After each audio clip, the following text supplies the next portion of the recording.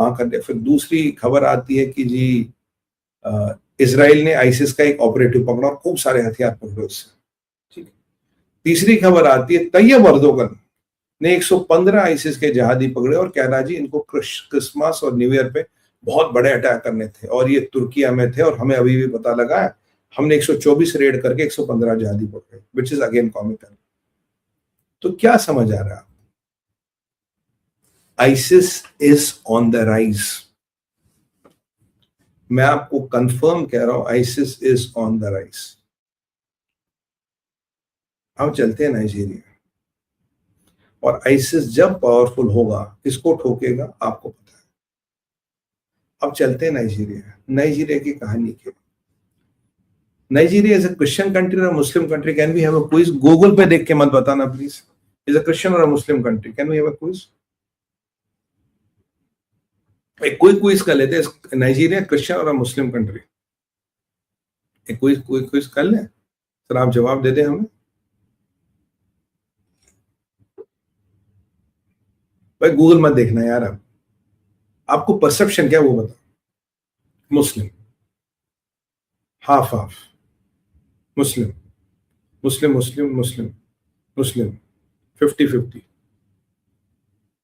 आगे कुछ और कमेंट्स ले लें, कुछ और कमेंट्स ले लेते हैं। I am trying full screen mode, seeing does it work? हाँ, लेट मी ट्राई। अगर वॉइस क्रैक हो रही, team call me up. Okay, is my voice clear? Can you hear me? Can you hear me? Okay, I have to go again to the half screen mode. Give me a second. अरे यार क्या हो गया इसमें? Give me a second. Okay, oh sorry. Oh, okay. Can you hear me loud and clear? Christianity. Can you hear me? Muslim. Christian country. Muslim. Muslim. Muslim. Good. चलिए 60-40 Christian. Good. चलिए, very very good participation, thank you very much.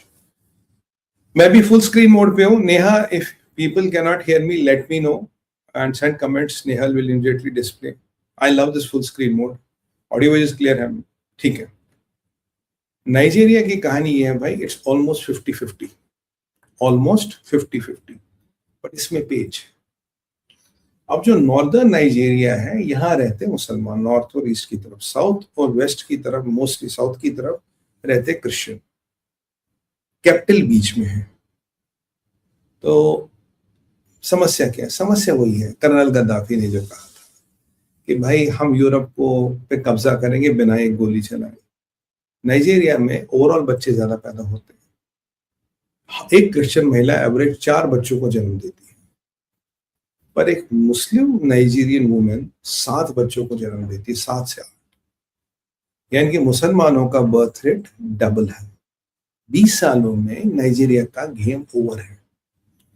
लगभग 50-50 पे आप में से 70% के answer थे it's a Muslim country, right? This the percent it's a Muslim country. जब 50-50 है और 20 सालों में जब ये 60 या 70-30 हो जाएगा, it will become Muslim country. क्रिश्चियनों को या तो वहां से भागना पड़ेगा या उनको कन्वर्ट होना पड़ेगा। ये नाइजीरिया की कहानी है, because of the birth rate.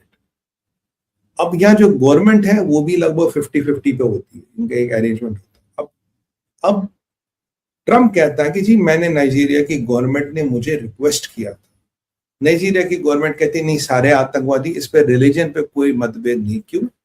अब कहानी ये है कि नाइजीरिया के क्रिश्चियनों ने इनको रिक्वेस्ट किया और नाइजीरिया के मुसलमानों को चुल लग गई। क्या तुमने मुसलमान मार दिया हमारे देश में? या अल्लाह, कैसे मार दिया? ये तो हमारे फ्यूचर एसेट्स है, ये तो इस्लामाइजेशन, दारुल इस्लाम बनाने की सिपाही है, तो दारुल इस्लाम के प्रोजेक्ट पे काम कर रहे थे, तुमने आके इन्हें मार दिया। अब नाइजीरिया अब ने ये स्टेटमेंट इसलिए भी दिया कि थोड़ी हमारी टेरिटोरियल सॉवरेनिटी बची रही, नहीं तो बोलोगे जी अमेरिका ने आपकी टेरिटोरियल सॉवरेनिटी वायलेट कर। अब सवाल ये कि ट्रम्प का क्रिश्चियन जागा, जैसे वहां रहमान का छोटा मुल्ला जागेगा चुनाव के बाद? नहीं, ट्रम्प का क्रिश्चियन कुछ नहीं जागा। देखिए, एक तो आइसिस ऑन द राइज, दूसरी बात ट्रम्प कुछ ऐसा करना चाहता है कि ये मागा वालों को खुश रखना चाहता है। देखो, चाइना ने सोयाबीन नहीं खरीदा, चाइना ने मक्का नहीं खरीदा, ठीक है, चाइना ने आज इनकी 20 डिफेंस कंपनियां बैन कर दी। अच्छा, यहाँ डाइवर्सिटी वीजा कैंसिल कर दिया, H1B पे चोट कर ली, कहीं ना कहीं ये दिखाया जा रहा है, 29 कंट्रियों पे आपने 20 हो गए, 29 कंट्रियों पे आपने बैन लगा, कहीं ना कहीं आप मार्का को पुश कर रहे हैं, हमारे काम आ रहा है, we are for Christian. JD Vance Christian values की बात करें, जेडी वेंस आजकल एरिका क्रिक से बड़े मिलनसार हो रहे हो, कोई बड़ी बात नहीं उषा वेंस जी को वो डिवोर्स कर दे, और क्योंकि प्रेशर बहुत बड़ा, जब ये सारी राजनीति कर रहे क्रिश्चियन क्रिश्चियन क्रिश्चियन, और अब उसी क्रिश्चियन राजनीति और उसी मांगों को सपोर्ट करने के लिए कर रहे हैं, क्योंकि ISIS is on the rise, मान के चलिए, और तैयब अर्दोगन ने भी जो कल किया वो मजबूरी में किया, नहीं तो तैयब अर्दोगन ये कभी नहीं करता। अब इस सब को दिखाने के लिए, बचाने के लिए डोनाल्ड ट्रंप ने ये हरकत की। ये नहीं कि आज उसका क्रिश्चियन जाग गया और क्रिसमस का मौका कह रहे क्रिश्चियनों को बचाने के लिए हम जाके इनको ठोक रहे हैं। Believe it or not, this is the real story. This is what Trump is trying to do. तो ये कहानी यहाँ होती है, it is going to get complicated, क्योंकि नाइजीरिया में रिएक्शन है कि जी अगर आप करोगे तो हमें और मारेंगे। अब बेचारा क्रिश्चियन जो है वो लड़ नहीं पाता, बट एक चीज अच्छी है, नाइजीरिया से मुझे बड़ी उम्मीद है। समझ गए क्या उम्मीद है? नाइजीरिया से मुझे मित्रों बड़ी उम्मीदें हैं। छोटा स्क्रीन करता हूँ भाई। नाइजीरिया से मुझे बड़ी उम्मीद है। समझ गए कौन सी उम्मीदें हैं? एक बार कमेंट तो डाल दीजिए। नाइजीरिया में मेरी कैलकुलेशन कह रही है कि कुछ गणित मुझे बनती नजर आ रही है। किस चीज की बताइए? अरे आइडिया, ऑयल। अरे सर हमेशा हर चीज में व्यवसाय ही क्यों लाते हो? नहीं नहीं नहीं नहीं, नाइजीरिया में तेल वेल, नाइजीरिया में तेल तो है, खैर तेल तो है। अरे सर आपको इतनी बड़ी गणित समझा दी, समझिए ना नाइजीरिया में क्या होगा अल्टीमेटली।